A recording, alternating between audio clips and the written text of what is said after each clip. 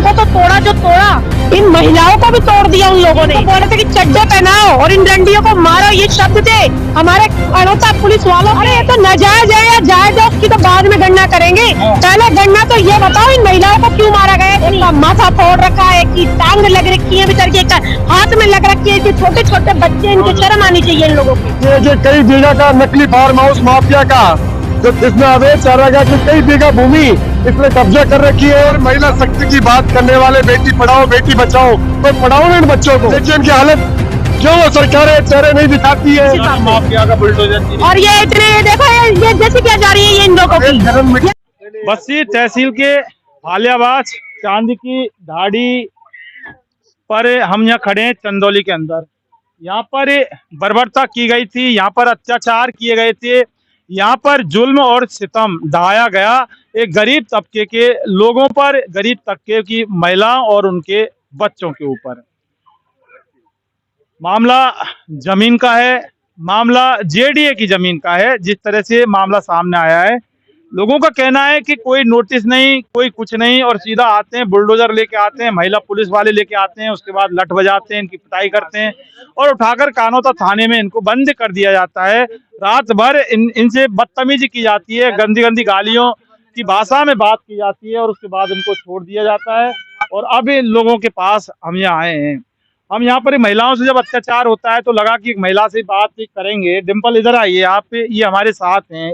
जो हो रहा है ये आपने देखा, इन लोगों ने हमको बताया, छोटा सा एक वीडियो हमारे भी हाथ लगा था। क्या कुछ कहना चाहती हूँ, कितना ये जायज है ये नाजायज है? ये नाजायज ही है कहने के लिए। तो गरीब आदमियों को अगर 200 फीट रोड निकल रही है तो जो ये अपने बाबूलाल गुप्ता जी हैं, ये क्या चाहते हैं कि इनकी जमीन रोड पे आ जाए, इसलिए रोड पे आ जाए। और इनकी इस महल के ऊपर ये बेचारे इन पे दाग की तरह लग रहा था इसको, इसलिए इन्होंने इन गरीब के आशियानों को तोड़ दिया। इनके पास तो कुछ भी नहीं है, इनके पास तो सिर्फ यही था, इन्होंने कैसे मेहनत मजदूरी कर करके धीरे धीरे करके अपने लिए एक एक ईंट जोड़ के अपने ये बेचारे छोटे छोटे आशियाने बनाए, और इनको आए और आते के साथ ही तोड़ दिए। और उनको तो तोड़ा जो तोड़ा, इन महिलाओं को भी तोड़ दिया उन लोगों ने। हम महिला कहाँ सुरक्षित है, बातें करते हैं महिला सुरक्षा की, अपनी महिलाओं को पढ़ाओ बढ़ाओ, इतनी बड़ी बड़ी कस्में दिलाते हैं जब वोट मांगने आते हैं हमारे मंत्री, हमारे सरकारें। लेकिन इन महिलाओं के लिए देखा मैंने कि इनको बोल रहे थे कि चड्डे पहनाओ और इन डंडियों को मारो, ये शब्द थे हमारे अड़ोता पुलिस वालों के। शर्मनाक इसी निंदनीय घटना को मैं घोर निंदा करती हूँ ऐसे पुलिस कर्मियों की, कि जो हमारे ही टैक्स के पैसों से तनख्वाह प्राप्त करने के बावजूद भी हम ही महिलाओं को हमारे, और ऐसे बेचारे गरीब आदमी, जो एक प्रेग्नेंट महिला है जिसका पति नहीं है, विधवा है बेचारी, उस तक को उन्होंने लात मारकर गिरा दिया। शर्म आनी चाहिए ऐसे पुलिस वाले अधिकारियों को और ऐसे मंत्रियों को जो आज भी पद में बैठे हैं। हमारे विधायक साहब से मैं पूछना चाहती हूँ, लक्ष्मण जी से, अब तक आए क्या वो? अरे ये तो नाजायज है या जायज है उसकी तो बाद में गणना करेंगे, पहले गणना तो ये बताओ इन महिलाओं को क्यों मारा गया। इतनी हमें मारते ना, हम बताएंगे उनको कैसे पिटाई करी जाती है। लेडीज पुलिस होने के बावजूद भी आदमियों ने इनके ऊपर हाथ उठाया, आदमियों ने इनको मारा, कट्टे पड़े इन पे, रात को 11 बजे तक इनको बिठाया। इनके बच्चे छोटे छोटे 1.5 2-2 साल के बच्चे, दूध मुहे बच्चे यहाँ पड़े रहे भूखे प्यासे। शर्म नहीं आई, कापा नहीं उनका दिल बिल्कुल भी कि भाई हम किसके लिए क्या कर रहे हैं, ये भी इंसान है, ये भी हमारे ही भाई बहन है। क्यों आएगी जब रक्षक ये भक्षक, जब भक्षक बन रहे हैं उस खाल के अंदर, भक्षक हो गए, ये सरकारें भक्षक हो गई है इस हिसाब से देखा जाए तो। आज हमारा एमएलए क्यों नहीं देखने आया यहाँ पे, आज हमारा कलेक्टर क्यों नहीं देखने आया यहाँ पर, आज वो जो एसएचओ वहाँ बैठा है काड़ोता थाने में, उसने क्या देखा है यहाँ पे? प्रशासन आया इतना सारा तो इनको पट्टे मारने के लिए आया था। समझाइश करते, बोलते, बैठाते, कोई नोटिस देते, मैं तो कहती हूँ ये नाजायज थे। लेकिन महिलाओं के साथ इतनी बर्बरता क्यों करी गई? एक का माथा फोड़ रखा है, कि टांग लग रखी है बेचारी की, एक का हाथ में लग रखी है, छोटे छोटे बच्चे, इनकी शर्म आनी चाहिए इन लोगों की। तो राकेश, ये जो तस्वीर है, देखिए कि कितना सही है कितना गलत है, ये सारी चीजें बहुत बाद की होती हैं।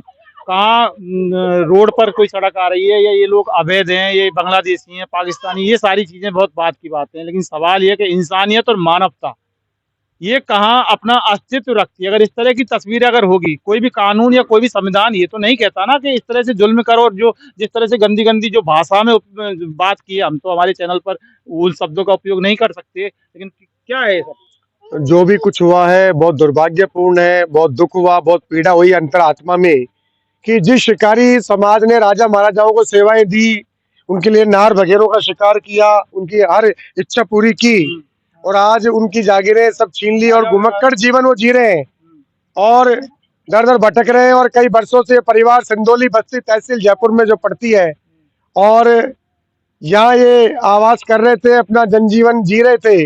घुमक्कड़ के रूप में सरकार करोड़ों रुपया अरबों रुपया इनके नाम पे उठाती है और कागजों में ही भ्रष्टाचार की भेंट करके उन अफसरों के पेट तौंद को बढ़ाते हैं, उन फर्जी नेताओं के। आज को जिम्मेदारी लेने को तैयार नहीं है कि कई बीघा का नकली फार्म हाउस माफिया का, जो तथाकथित राम बाबू गुप्ता जयपुर वाले का इतना बड़ा है 40 बीघा का फार्म हाउस, इसमें अवैध चारागाह की कई बीघा भूमि इसने कब्जा कर रखी है। अपनी लोकेशन को मेन रोड पे दिखाने के लिए इन गरीबों की, इस बावरिया समाज के ये गरीब बच्चे जिनके ऊपर साया नहीं है, छत नहीं है, जिनको पहले ही इतनी दुर्दशा में रहना पड़ रहा है, और इनके भी बलि लेना चाहते हैं।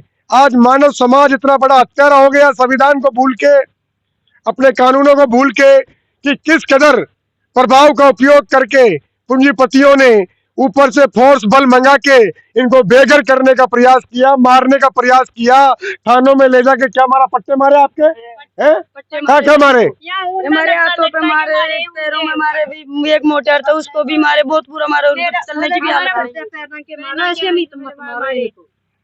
इन महिलाओं पे अत्याचार, महिला शक्ति की बात करने वाले बेटी पढ़ाओ बेटी बचाओ, कोई पढ़ाओ ना इन बच्चों को। देखिए इनकी हालत, क्यों वो सरकारें चेहरे नहीं दिखाती है, क्यों वो पोस्टर बोए, वो माला सापा झंडा रैली क्यों इनकी सुध नहीं लेते। ये कौन से दौलत वाले हैं, क्या गुनाह कर दिया इन्होंने आज घुमक्कड़ जीवन जी के, जो बड़े बड़े समारोह, बड़े बड़े साफे पहनते हैं स्टेज पे, इनके नाम पे घुमक्कड़ जनजाति के और घुमंतु जातियों के नाम पे उन्हें परिवार नहीं दिखते गिनती के। क्यों इस माफिया के लिए इतना बल लाके क्यों इन पे जुल्म करवाया और क्यों इनको बेघर करने का प्रयास किया।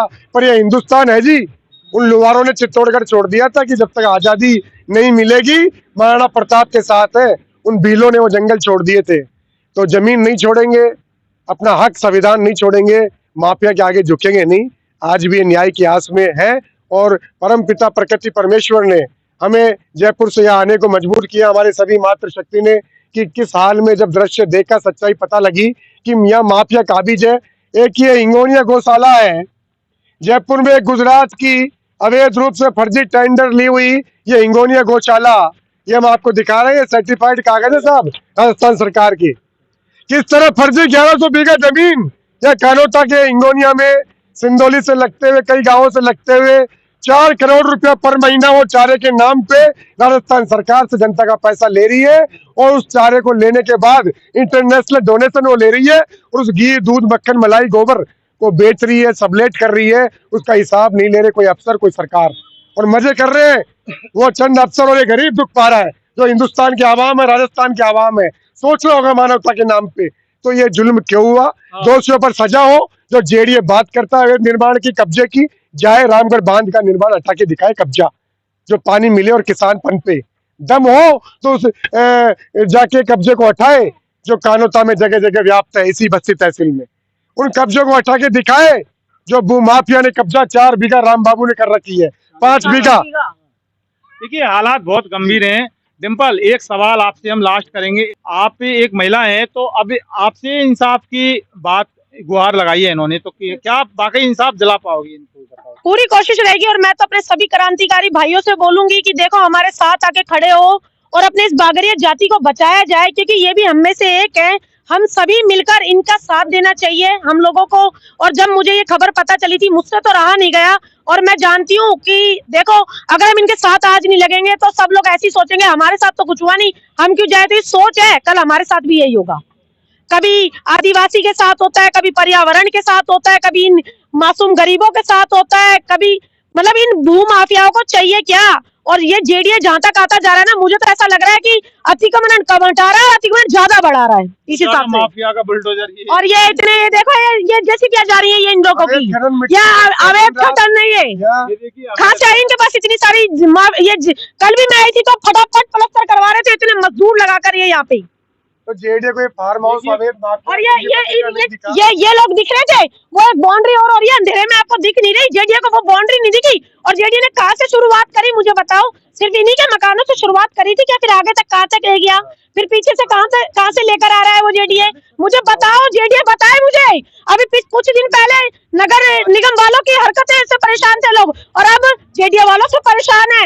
ऐसे करेंगे ना तो हम जैसे मातृशक्ति आज ये भी तैयार है मेरे साथ लड़ने के लिए, भले ही अनपढ़ है लेकिन तैयार है लड़ने के लिए। तो आप नारी पर अत्याचार हो रहा है, नारी पर जुल्म हो रहा है, गरीबों पर, मजलूम लोगों पर ये जिस तरह की ये गुंडागर्दी जो हो रही है, ये किसी भी हालत में इसको जायज नहीं ठहराया जा सकता। छोटे छोटे मासूम बच्चे अपना जीवन यहाँ खुले में जी रहे हैं, लेकिन सरकार और सरकारी कारिंदे और जो सरकारी अफसर और जो खाकी पुलिस वाले हैं उनको ये रास नहीं आ रहा। सवाल ये है कि ये हमारे हिंदुस्तान के ये लोग हैं, हमारे जयपुर के लोग हैं, आखिर ये अब क्या ये पाकिस्तान जाए रहने के लिए? कहाँ जाएंगे जब 70 साल से ये लोग यहाँ रहे थे? ये चीज आखिर क्यों समझ में नहीं आती सरकार को?